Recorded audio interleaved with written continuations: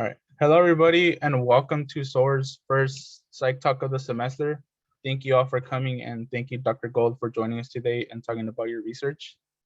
For the sake of time, we'll be getting started. A little bit about Dr. Gold. Dr. Gold has been teaching at Cal Poly Humboldt since he received his Ph.D. from UCLA in 2000. In addition to being a professor here, he has also served as the psychology department chair, the associate dean for the College of Professional Studies, the intern for dean for the college. He is also passionate about the environment and has been serving as the chair of the North Group Sierra Club since 2005. He also enjoys riding his bike everywhere he goes. Without further ado, please help me welcome Dr. Gregg Gold.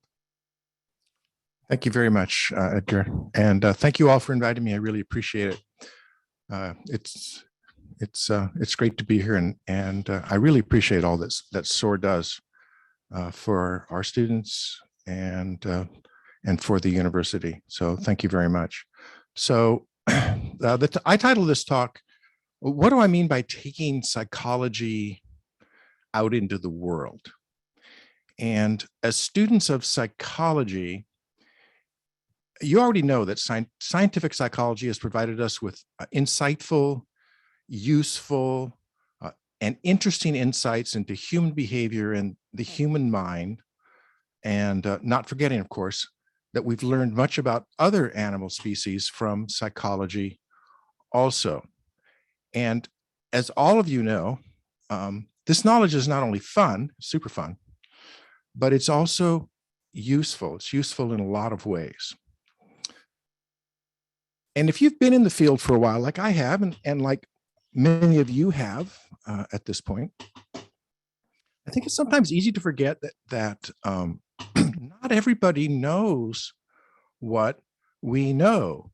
In fact, that's actually a psychological principle that we have a name for. We think people know what we know, but they don't. A lot of people don't. So as psychologists, you know that even we don't know what we don't know. We might think we know what we don't know, but not knowing what we don't know is something that we all know, though I suspect that some of you probably have known this all along. You know? All right. My point is that psychology is a specialized field, and it's easy to forget that not everyone has the knowledge that we do and the skills that the discipline gives us. And we can take that for granted sometimes. And so as students and practitioners of the discipline, sometimes we have the opportunity to take the knowledge about psychology and share it with others. And that's a wonderful thing to be able to do. And I'm sure that some of you have done this with your friends and your roommates, people you run into who find out that you're a psychologist, and they'll ask you a question, you'll be able to answer the question, and they'll, their eyes will light up and they'll go, "Wow, I had no idea," or "Wow, that's amazing." "Oh, wow, there's a name for something that I've been experiencing." And you've known this all along, and your friends in psychology know it, but you're able to take it out into the world and share it with other people. And you can see that it has an impact. And so that's what, that's what I'm talking about today. So given the right circumstances, taking this knowledge out in the world can make a real difference in the lives of others. And that's important. It's important for the field, and it's a reason that a lot of us get into it. Some of us do it on an individual basis, and some of it are presented with useful opportunities, great opportunities to do this on a larger basis. And I know that some of the professors here know exactly what this is like, because our faculty is quite well known in various areas outside of the fields of psychology. So what I would like to do now is to tell you of some of my most recent opportunities to take psychology out of the discipline and to share it with an entirely new audience. So the first opportunity involves an article that my co-authors and I were able to publish, and my co-authors are at the UCLA David Geffen School of Medicine and the University of California, San Francisco School of Medicine, published in December in a journal called the New England Journal of Medicine. I don't know how many of you have heard of the New England Journal of Medicine, but it's quite prominent. But I'll tell you about it because it's important to sort of the story. And this is what the New England Journal of Medicine says about themselves on their website. So, quote, "The New England Journal of Medicine is the most widely read, cited, and influential general medical periodical in the world. More than 1 million people from nearly every country read the New England Journal of Medicine in print and online each week." So the New England Journal of Medicine is cited more often in scientific literature than any other medical journal and has the highest journal impact factor, 91.245, which means something to some folks, of all general medical journals. So in other words, this is not a psychological journal that we published in. It's a journal in a completely different field that other people who are not psychologists are reading. And when you publish in the New England Journal of Medicine, you really are taking psychology out into an area that is not dominated by psychologists and psychology students. Not that that's a bad thing. I think it's a good thing. It is physicians. So that is a major impact. So before I introduce the article, let me introduce you to the other authors. And let me pull up my screen. And I will share it with you because I have those privileges. Share screen. Yeah. And you can all see that now, right? So the other authors on this project are Dr. Jennifer Lucero, MD, MA. And Dr. Lucero is the Associate Dean for Admissions at the UCLA David Geffen School of Medicine and the Vice Chair for Equity, Diversity, and Inclusion for the Department of Anesthesiology and Perioperative Medicine at the UCLA David Geffen School of Medicine.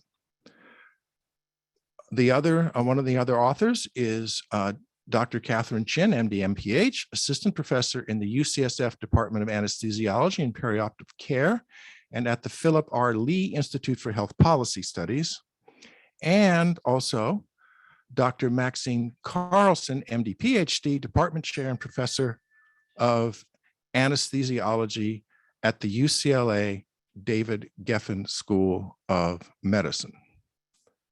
So I'm going to stop sharing just for a second. Yeah, there we go. So that, aside from the fact that those are all very prominent in their own fields, they're not psychologists. They're physicians, they're professors of medicine, they're researchers in medicine. So again, taking psychology out of the field of psychology and disseminating it in another area. So now you're probably wondering, what is it we did? So let me tell you a little bit about the article. I'm going to post a link in the chat later so you can all pull it up online and read it if you like. So the article deals with the topic of aversive racism, and more specifically, aversive racism in academic medicine. So you might be asking, what is aversive racism? And what aversive racism is engaging in racist tendencies despite the endorsement of egalitarian values. So these are folks who view themselves as egalitarian, but still engage in discriminatory actions based on race. So in the language of social psychology and sociology, aversive racism results from the interplay of normal cognitive processes, things like social dominance, in-group bias, implicit bias. All of these work together to influence decisions that folks make, this is a problem. So what's the problem? The problem is aversive racism undermines the substantial investments in anti-racism initiatives. And anti-racism initiatives are all the things like, training, seminars, the fact that we hire and have staff that engage in DEI, the workshops, the speakers, all of the things that we do or that happen in order to try to create an anti-racist atmosphere. Aversive racism undermines that. So many institutions have invested a lot of money to combat these kinds of things and reduce structural racism. So if you're a psychologist, particularly a social psychologist, you probably already know this. I'm not telling you anything new. It's like, yeah, okay, Dr. Gold, great, and they hired you because why? So, but I can assure you, and there's research on this, most people have no idea what aversive racism is, what implicit bias is, what social dominance is, what in-group bias is. They have no idea. And if they have no idea what it is, they really have no idea when, if, and how they may be falling victim to it. So they are unwittingly, well-meaning folks are unwittingly contributing to structural racism through aversive racism. And our focus was on academic medicine, the field of academic medicine. So we actually stated in the article that we believe aversive racism is a critical and overlooked contributor to structural racism in academic medicine. So as we discuss in the article, this happens in areas ranging from medical school admissions, decisions regarding executive leadership appointments, and aversive racism, in essence then, in academic medicine. When I say academic medicine, I'm talking medical schools, but particularly how one rises in leadership within a medical school environment, because it is the leaders who are training the physicians of the future. And it is the physicians of the future who are treating the population. And you have to have diversity in physicians, because the research has shown that results in better treatment if you have a diverse. And how do you get diversity in physicians? You have to have diversity. You have to admit diverse classes. You have to have diversity in leadership. So I don't think we have to make the argument that diversity is a good thing. Not here anyway, right? But okay. So aversive racism in academic medicine impedes diversity, equity, and inclusion efforts. It's a big deal. It's a really big deal. And it's been overlooked until now. How do we know it's been overlooked until now? By the reactions to the article, which I'll talk about more in a minute. So how do you solve a problem? What's the first thing you need to do? Recognize there's a problem. You have to realize there's a problem. So when leaders in academic medicine understand this construct, they can then develop strategies for combating aversive racism. And when this happens, this will help to diversify academic medicine and reduce health disparities. Now, reducing health disparities is a really nice way of saying saving lives. So that's what we're actually talking about, making things possible for people that aren't otherwise possible, improving lives on an individual basis.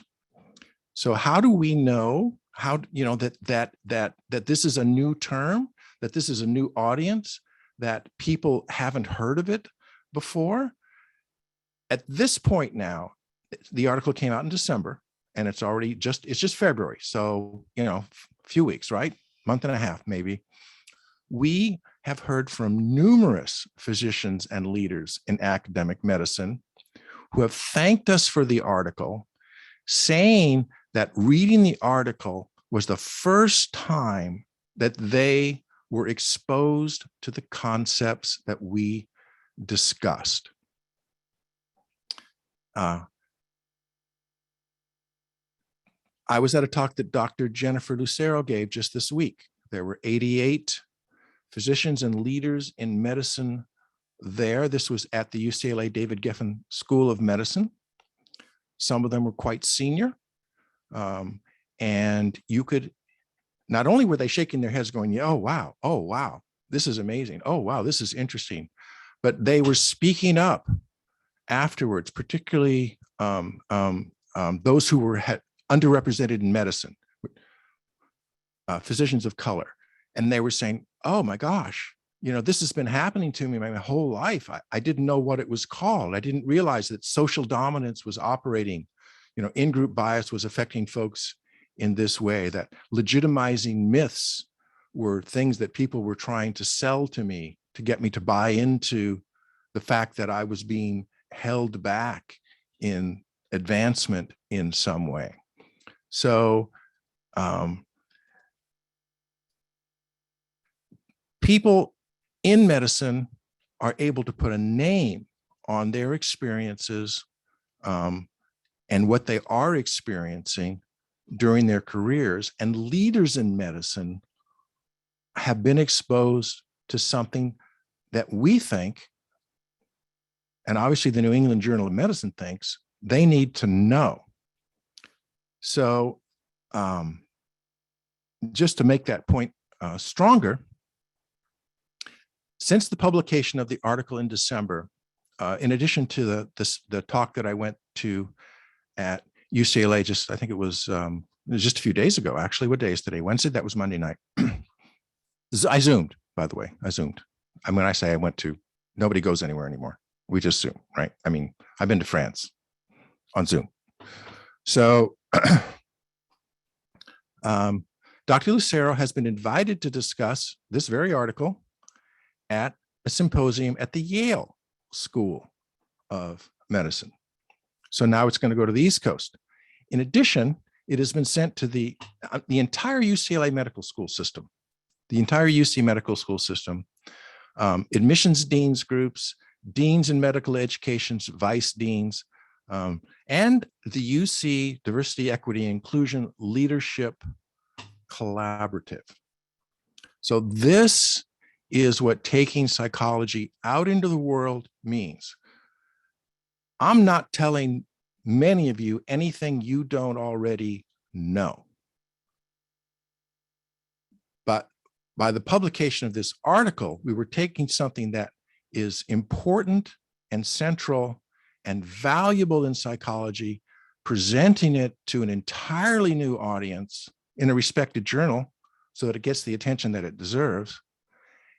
And those folks now can take what we know in psychology, apply it to the field of academic medicine to make the world a better place. And I think that's a big deal. I think it's important. So what I'm going to do right now is I'm going to post the link, hold on, in the chat, so that anybody can go to that article and read it if they like. So at this point, before I move on to my next topic, I would like to see, I also would like to move the screen over here so I can see you, so I don't have to keep looking over there. See if I can figure out how to do that. There we go. Yeah. Are there any questions?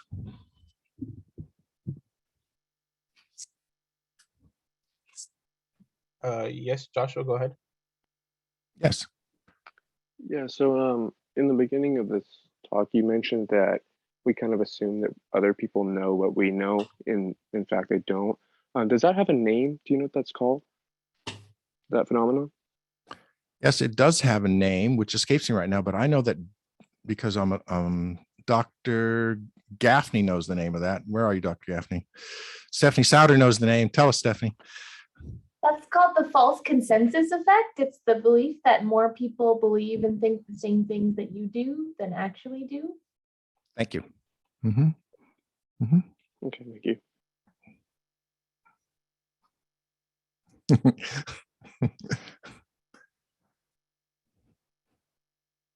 Any other questions?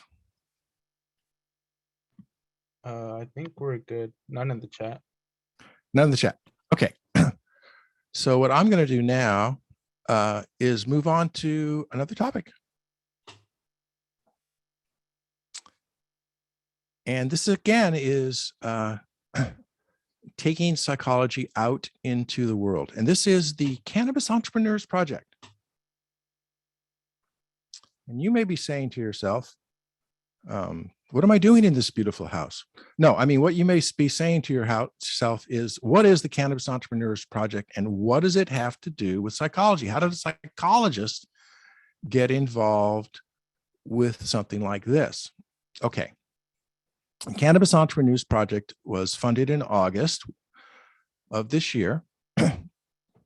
And we got $465,000 from the California State Department of Cannabis Control to do research on what leads to success in cannabis businesses. So before I go any further, let me introduce you to the team.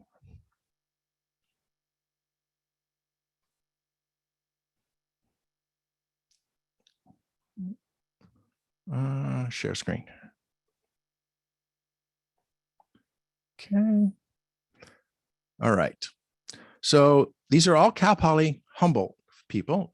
Dr. Eric Edgar, co-PI on the project.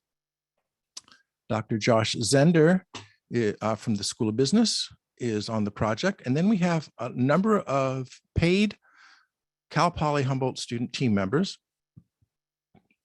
They're all paid. So we have Ava Vankowski, who is the project coordinator. We have Maddie Jo Avila, psychology, Spencer Chodbury Key, economics, Maizan Huss, psychology, Monica Meyer, business, and Sarah Ramona Pavone, a psychology major. So that's the team. I wanted to acknowledge that it is a team, and research is a team sport. There's no I in research, except, of course, when you're telling people about your project. Sometimes we deliberately forget to tell us to just, anyway. But yeah, it's a team sport, and you can't do it alone. You really, really can't do it alone. Those of you who work in labs already know this. So let me go back and tell you a little bit more about this project and how psychology plays a role. So this is a 2-year project. So we're partway through the first semester of it. And what we're doing with this project, first, let me just state right off the top of the bat, in case you don't know, cannabis is a big business. It's billions of dollars. It's worldwide. And it's a real thing now. But our grant was to provide licensing agencies, local governments, business development organizations, the cannabis industry, and consumers the tools to evaluate, enhance, and promote safe, legal, and equitable innovation in the industry. So we are engaged in determining the characteristics of cannabis entrepreneurs which lead to success. And here's the thing. Thus providing vital information to those inside and outside the inner circle of the cannabis industry to enable them to succeed in this new and highly competitive industry. So the idea is to be able to open the door to those currently underrepresented in the cannabis industry, who can then serve as role models and mentors for others in their community. So as you can imagine, the cannabis industry for years and years and years has been highly insular, and you get into it because you knew somebody in it. And when you have a business that is based on who you know and who is in your network, that means that folks who are outside of that network are underrepresented, and folks outside of that network tend not to basically look like me. So we want to make sure that if you're going to have an industry, you want an industry that's open to everyone. So how do you get the knowledge if you're outside of the industry? Well, that's our job. That's what the grant is designed to do. And that is actually indeed what we are doing. So by determining best practices, we can help current businesses. We can increase access to consumers. We can provide jobs in local communities and provide opportunities. So where does psychology fit into this picture? Well, how do you get information from people?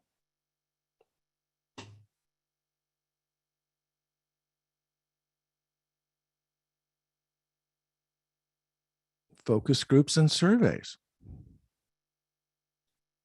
Focus groups and surveys. And who is really, really good at focus groups and surveys? Not only survey design, but survey techniques, random survey, making sure you get representative populations. That's us. That's psychology. And then what do you do when you get the data from those focus groups and surveys? You have to do something with it, don't you? You have to analyze it. Who's really good at analyzing data? And even more importantly, who is really good at taking data out of the realm of statisticians and putting it in language that people who are not statisticians can understand? That's us, psychologists. Data is no good if it's in language that no one can understand. So who's going to be looking at the results of this? Well, yeah, not only, the entrepreneurs and business people and people who are interested in the industry, but also the California Bureau of Cannabis Control. So we are hoping to affect change when they see our data, because we're gathering data. We've actually had 11 people who are in the industry, playing major roles in the industry, speak to us about what the business is like, the decision business, issues with the business, what leads to success, what doesn't lead to success. We've already gathered some extremely valuable data, and we are preparing a survey that we're going to send out to hundreds of folks in order to gather even more data so that we can have a really good picture of what the industry looks like. And even though, it's business oriented, it's economics oriented, but the nuts and bolts of it is really psychology, survey design, proper survey questions, proper distribution of the survey, proper focus groups, which we've been running, and then making sure the data is in a manner is presented in a manner that folks can understand. So that's what that project is about. And now I'll open that project up for questions. Is there anything in the chat I need to look at, Edgar? No, you're doing okay. Okay. Any questions about the Cannabis Entrepreneurs Project? Greg, it's Maria. Where are you? I'm over here. You're up there. Okay, Yeah, I I'm see you up there. now. I didn't Hi, even Maria. know you were in qual research methods. What methods are you using to analyze the focus group data? We haven't done that yet. I was just curious. And you said you're getting survey data. So is it a mixed method study? Me? It's mixed Mi- methods, yes. Oh, okay. I didn't know you were into that. Why didn't you tell me? We could be having wonderful conversations. All right, we will have wonderful conversations. I didn't know that's what you were into. Yeah, I- yeah. I have a question though. Because for years pot growing, you know, people were very secretive of it. How do you know you have a representative sample? Or was that an idea? Like, No, what no, is no. a representative sample? We are only looking at legal businesses. So everybody has to be licensed now. So, but what would again, my question is then, because I'm like, I don't know much about the area. Okay. So I'm trying to understand, like, what would a representative sample of licensed growers look like? Well, you know, there's different aspects of the business. There's cultivators, there's manufacturers, there's distributors, there's folks who run the labs. So you want to make sure you have a representative sample from each of those areas. So in other words, you don't want to have, 400 surveys and 399 of them are farmers. That's not a representative sample, right? You want to have folks that are, and then you have people that are vertically integrated so that they're involved in all aspects of the business. So you want to make sure that your sample involves folks who are involved in all aspects of the business. That's what I mean by representative sample. And then you also want to make sure that it's geographically represented. We're not just looking at Humboldt, we're looking at the entire state of California. So you want to make sure that you have folks that represent all different areas of the state of California. That's what I mean by representative. Yeah, because I'm just trying to look at what the average grower would look like, or whatever position that is. And I think because so many years it was kept so quiet, like I can't imagine what that person would be. Do you know what I'm saying? Like when we say a representative sample of the United States, we can pretty much get an idea of what that sample would look like. Right. So, and again, we're only looking at people with licenses. Right. But yes, a lot of people with licenses were involved in what is known as the traditional market. Mm-hmm. That's a term that is used in the industry. The traditional market. The traditional market is the previously licensed market.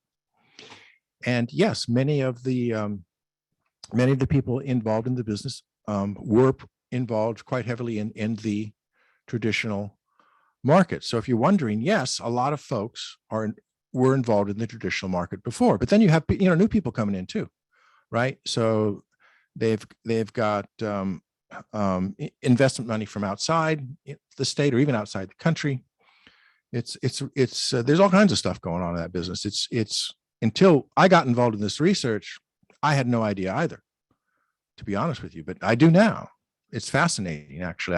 I could talk quite a bit about it if you wish, because like I said, I'm open to questions. I can tell you what we've learned so far from the 11 people that we've talked to. So I saw David Harris had his hand up. I did. I'm definitely curious on what the 11 people have said about the industry.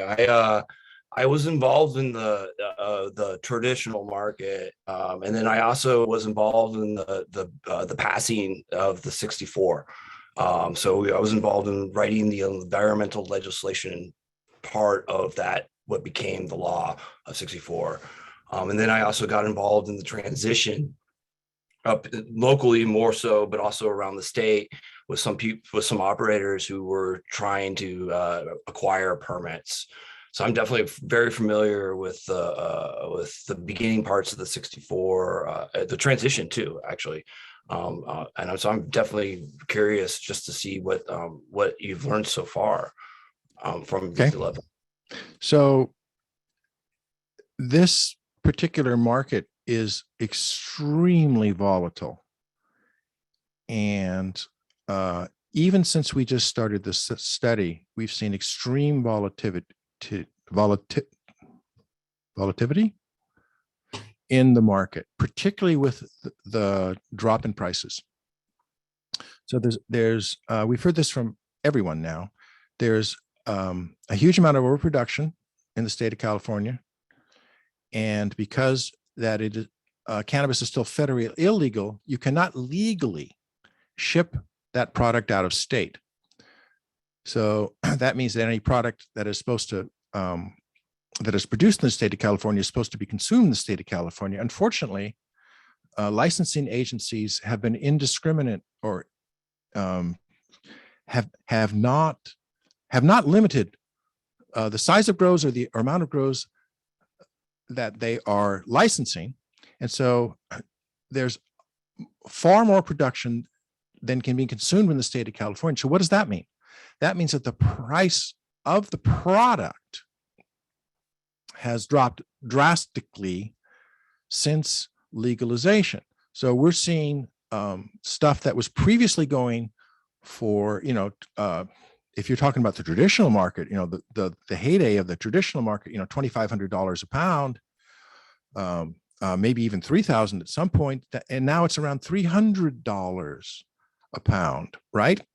And then, so this has put pressures on, if you're just talking about the farmers, right? The actual growers, because we could talk about the other aspects of the business too, to become extremely efficient. But what they're facing is, if they want to be in the legal market, is taxes and regulations, which are not adjusted by price, right? So they're not price sensitive. So you have these fixed costs that are enormous. And so folks have become, become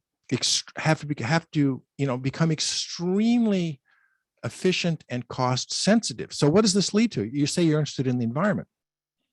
Well, one thing that we've heard is that the most environmentally friendly. Now, this is sort of a catch. This is an unintended consequence of what's happened and the way it's been legalized and the pressures on the market.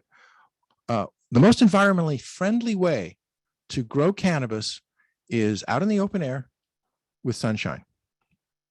That is the most economically expensive way to grow cannabis, because you get like one crop a year, and you have all this land, and it's not as concentrated, so it doesn't sell for as high a price. It's just not as good, right? So you don't get the profit motive. The most profitable way to grow it is indoors or in a greenhouse, where you pull the sheet on and off and you change the lighting and all that stuff. And you got lamps running, and you can turn out, 3, 4, 5 crops in a season, and you can control everything. And that's extremely expensive, but it's also incredibly environmentally unfriendly. So that's one aspect of the price pressure. That's really interesting. Something else that's interesting, I could go on and on and on, right? But I'll stop because, or I don't have to stop, but other folks might have questions too. What's also is really interesting, and we talk a lot here in Humboldt about, the Humboldt brand, the Humboldt brand, the Humboldt brand. We've heard from a number of folks now, the Humboldt brand means nothing to people in California, right? And remember, you can't sell it outside of California legally, but it means nothing to people inside of California. Now, outside it might, right? So people inside of California just want the best pot they can get for the cheapest price. That's your consumer. I mean, surprise, surprise, right? Walmart. I mean, why should we be surprised that the same thing goes on, in the cannabis industry? So, that's an issue. That's an issue for folks. And yeah, there's all kinds of super interesting things that I've learned. Folks say that, every time somebody touches the plant, I lose money. So these are businesses that are incredible. Some of these businesses are incredibly sophisticated. They've got all kinds of automation running. They've got computers running. They've got highly sophisticated software. They need an onboard IT person with software expertise in order to make their business go. It's not your 1954 Ford pickup truck with the Grateful Dead blasting and a straw hat.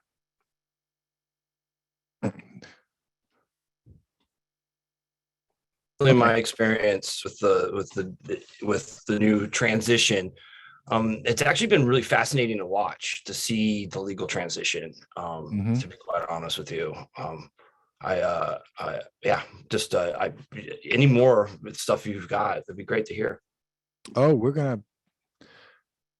it's all going to be publicly available. it's going to be put up on a website. We're going to be publishing academic papers. Actually, we're thinking of just based on the interviews that we've done, we could put out a really nice paper with Maria's help.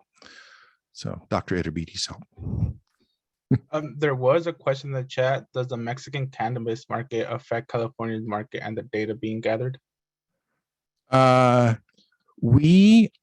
cannot answer that question, but I can tell you that we have not heard anything from anyone about competition from outside of the state. So I would say, yes, David is probably correct, because we've asked about it, all the different factors. That's not an issue. So, yeah. Good question, though. So any more questions about this? If not, I have one more thing. Oh, I'll call you Dr. Souter. You're almost Dr. Souter. Hey, well, this has been really interesting to hear about. I was curious if you have any intention on communicating with County of Humboldt, who's doing the Project Trellis Equity Program. This is a program designed to create cannabis grants for people who've been disproportionately affected by the war on drugs in Humboldt County specifically. And if not, I can get you connected because I worked on that project for about a year before I started teaching. Well, when it comes to the actual handing out of the surveys, yes, we should talk. Because if that gives us access to folks that we might not be able to get into the survey otherwise, yes, we would love to hear from those people. Yeah, and that program specifically was focused on getting people into the legal marketplace. So primarily they served people who were not licensed. So you may have a good sample there as well if you're interested in unlicensed folks. That's great. Thank you. Anyway, I have to go. Thanks for the talk. Nice to see you. Okay, thank you, Stephanie. So any more questions? Because I have one more thing I can talk about that I did want to talk about, actually. David, you had another question? I was just curious about maybe scheduling an office time with you to talk more about this further in depth, if that's possible too. Yes, you scared me. Okay. I thought you were going to ask I'm me not about scared of you. I'm not scared of you. I said, oh, can we at talk all. about the exam?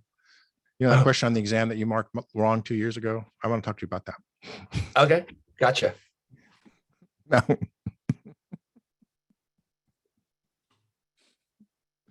All right, so I talk about one more thing that's related to the first thing that I talked about. So we being the UCLA people, the UCLA people, UCLA physicians are working on a grant which was submitted. And let's thank Erica Wright. She helped a lot with that. She's in the Office of Sponsored Programs. And was submitted. It's a $3.4 million grant submission that I am part of, which, if funded, will provide pathways into medicine for students who are currently underrepresented in medicine. So we'll find out by summer if this project is funded or not. And it's based on the paper that we just, that I just told you about in the New England Journal. And so I will be working, I will be the liaison here at Humboldt Cal Poly with the Pre-Med Club, the offices of the Indian Natural Resources Science and Engineering Program and Diversity in STEM, and El Centro Académico Cultural. And what we'll be doing is identifying students who are underrepresented in medicine, and we'll be looking at first and second year students and then junior and senior students. And what we're going to be doing, if we get the grant, here in Humboldt, is we'll be sending 10 students a year. So 50 over the course of the 5-year grant. So 10 different students a year to go down to UCLA. They'll be given food, accommodations, and walking around money, which is probably be around $2,000.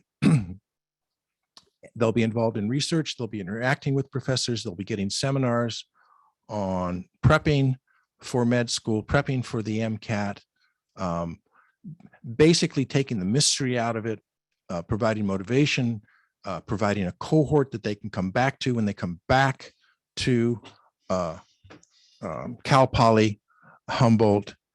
Oh, I see Dr. Itabidi. Yes. Whose definition of underrepresented are you using? Because you know what I mean, right? So the university has its URF definition, and then there's the others definition. So So when we're you looking say for underrepresented, what do you mean? we're looking for Black, Hispanic, and Native American. Okay. See, that always gets me because there are Asian ethnic groups that are also underrepresented, but they don't fall into the institution's definition of underrepresented. Uh-huh. And that's always seemed unfair to me. But thank you for clarifying that, because when people say that, I'm never sure which version of that definition they're using. Thank you. Correct. Okay. So 10 students a year, either 4 weeks or 6 weeks at UCLA, doing research, working with physicians in the medical school, and ideally staying motivated so that these folks will then go on to pursue careers in medicine and then bring that back to their communities as physicians, because those particular groups are highly underrepresented in their own communities and elsewhere. And we all know that if you're treated by someone who looks like you, your outcomes are better. And there's lots and lots of research on that, and it shares your same cultural heritage too. So there's lots of research on that. As part of that project, if it is funded, I will also be going down to the UCLA School of Medicine once a year, and I'll be doing a 6-week class on training in anti-racism and reducing aversive racism in medical project directors, folks who are making the decisions regarding regarding students, right? So that's the other part of the project is looking at it from both sides, recruiting more folks, and then also taking this knowledge that we have and reducing aversive racism in the decision makers and movers and shakers in the medical school down at UCLA. So that was the third thing that I just wanted to mention, but I didn't want to lay on it too strongly because we haven't gotten the grant yet. We don't know if we're going to get the grant. So you have to keep your expectations in check. As anyone who's applied for a grant knows, you don't get every grant you apply for. By any means. By any means. So any more questions? I have a question, Professor. Sure. I'm just wondering, what is the name of that program? Which one? The UCLA program you just talked about. It isn't there yet because we haven't been funded. Okay, right. Okay. But if you're interested, when it gets funded, I can guarantee you that there will be news here at Cal Poly Humboldt. It will not go unnoticed. And all you need to do is contact one of the organizations I already mentioned or me to learn more about it. All righty. Thank you. Mm-hmm. Dr. Villarreal. Yes, thank you so much. This sounds like a really cool program. So thinking across the different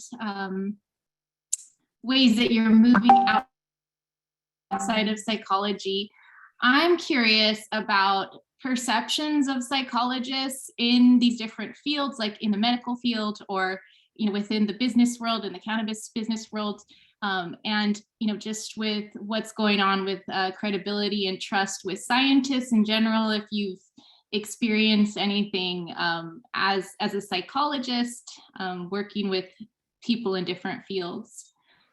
Okay, so far in the cannabis field, we have heard that because we are from an academic institution, they trust us. because so many in the cannabis field have been burned by so many governmental organizations, not to mention, others, that when we come in and we're saying, hey, we're from Cal Poly Humboldt, some of them say, oh, are you associated with the Humboldt Institute for Interdisciplinary Marijuana Research, right? And so far, so good. With every one of those folks has actually thanked us for interviewing them, which is fascinating because we're so grateful that they're there, and yet they're saying, thank you for being interested. So that's really been nice. In the medical field, yes, do I have some trepidation walking into a room full of professors of medicine who are leading divisions? And yes, I do. I mean, yes.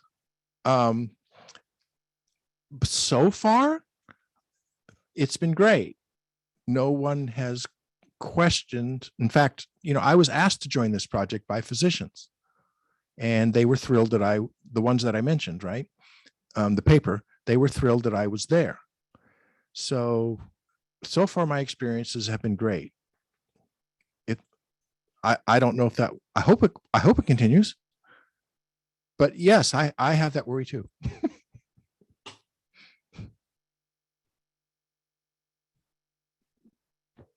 I can't speak to the study at all, but I do know a friend of mine from high school is a trauma surgeon at Hopkins, and the idea of implicit bias affecting treatment outcomes really has become a very top concern, especially after the protests of last year, like in July specifically. But yeah, I that's just my own personal experience with the field. Yeah. So we weren't talking about treatment outcomes. There's been lots of research on treatment outcomes. We're talking about what happens when you are in medical school as a student, or when you are an executive and you're trying to get chosen for a position of authority. That's what this article is about. And this is definitely this is great. I'm looking forward to reading it in a couple hours. Okay, thanks. I appreciate that. We do have a psych talk from Jeff Stone from a couple of years ago where he talked about implicit bias in medical services, where he showed the different outcomes based on the implicit bias that happened. Yeah, and those are the medical outcomes. So lots of research if you're on that. interested in that, you could go see that psych talk, or you could look up Jeff's work. But yeah.